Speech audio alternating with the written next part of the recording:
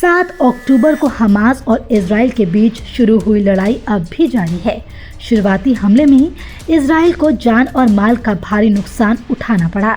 इस संघर्ष में अब तक करीबन 1400 इजरायली नागरिकों की मौत हो चुकी है। वहीं सैकड़ों की संख्या में इमारतें नष्ट हो गईं। हमास के हमले के बाद इजराइल लगातार गाजा पट्टी पर हमला कर रहा है। इजराइल ने साफ कहा है कि युद्ध हमास ने शुरू किया, लेकिन खत्म वो ही करेगा।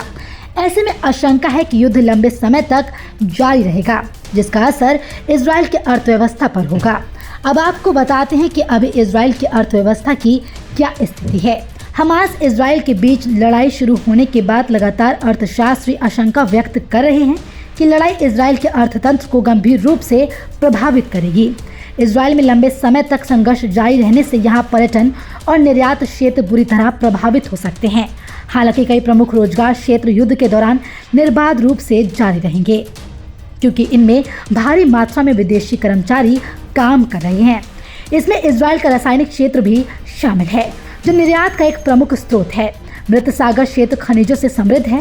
गाजा पट्टी से महज 20 मील उत्तर में मौजूद अशदोद बंदरगाह पोटाश निर्यात का एक प्रमुख केंद्र है। इस हफ्ते शेयर बाजार में इजराइल से होने वाली पोटाश आपूर्ति में समस्या की आशंका के चलते असर दिखा। इस हफ्ते की शुरुआत में मोज़ैक और सीएफ इंडस्ट्रीज सहित कई अहम उर्वरक शेयरों में उछाल देखा गया। 7 अक्टूबर को हमले के बाद कारोबार के पहले दिन दोनों उर्वरक लगभग 7% बढ़े थे। वहीं इस हफ्ते अब तक मेन इजरायली स्टॉक इंडेक्स 6% गिर गया है। यरूशलेम में हिब्रू विश्वविद्यालय में अर्थशास्त्र के प्रोफेसर इयाल विंटर का मानना है कि हमें भयानक नुकसान होगा, लेकिन गाजा वर्षों से एक अस्थिर समस्या रही है। इस युद्ध से उसका अंत होना चाहिए। अब जानिए इजराइल के लिए लड़ाई के क्या मायने हैं। जैसा कि इजराइल ने गाजा में हमास के खिलाफ अभियान शुरू किया है, जिसके लिए उसे सैनिकों की तैनाती और आवाजाही करानी होगी। हमास के आतंकवादी हमले का जवाब देने के लिए इजराइल के रक्षा बलों ने 3 लाख से अधिक आरक्षित सैनिकों को ड्यूटी पर बुलाया। इजराइल की थल सेना, वायुसेना और नौसेना में 1,50,000 सदस्य शामिल हैं। वहीं रिजर्व फोर्स में लगभग 4,50,000 सदस्य हैं। सैन्य अभियान के लिए अब तक अधिक सरकारी खर्च की आवश्यकता होगी। वहीं खर्च बढ़ने का अर्थ ये हो सकता है कि उच्च ब्याज दर वाले माहौल में अतिरिक्त धन उधार लेना होगा और कर बढ़ाए जा सकते हैं, जिससे अर्थव्यवस्था पर असर पड़ेगा। विंटर ने इजराइल के युद्धों के आर्थिक प्रभाव का अध्ययन किया है। विंटर ने कहा कि इस युद्ध का इजराइल की अर्थव्यवस्था पर काफी असर होगा। हालांकि आर्थिक क्षति इस बात पर निर्भर करेगी कि रिजर्व सैनिक कितने समय तक नौकरियों के लिए देश से दूर रहेंगे।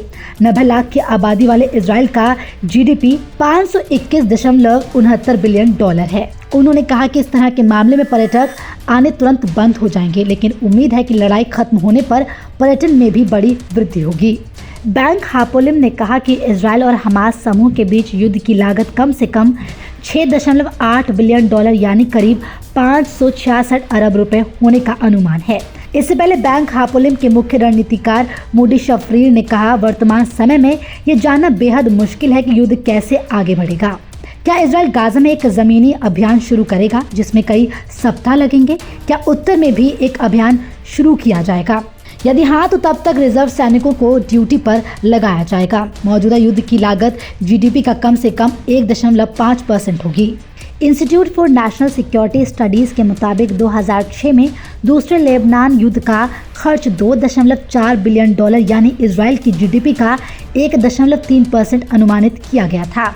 ये लड़ाई 34 दिनों तक चली थी। दिसंबर 2008 से जनवरी 2009 तक ऑपरेशन कॉस्ट लीड की लागत $835 मिलियन आंकी गई थी। इजराइल के पिछले युद्धों ने रॉकेट के कारण देश के कुछ हिस्सों को गंभीर रूप से प्रभावित किया था। शफरीर ने कहा कि पिछले अनुभवों से पता चलता है कि जीडीपी पर युद्ध का प्रभाव मुख्य रूप से निजी उपभोग और पर्यटन के आंकड़ों में दिख सकता है। आंकलन है कि वर्तमान युद्ध कई हफ्तों तक चलेगा, जिससे पिछले युद्ध की तुलना में इजराइल की अर्थव्यवस्था को सीधा नुकसान होगा।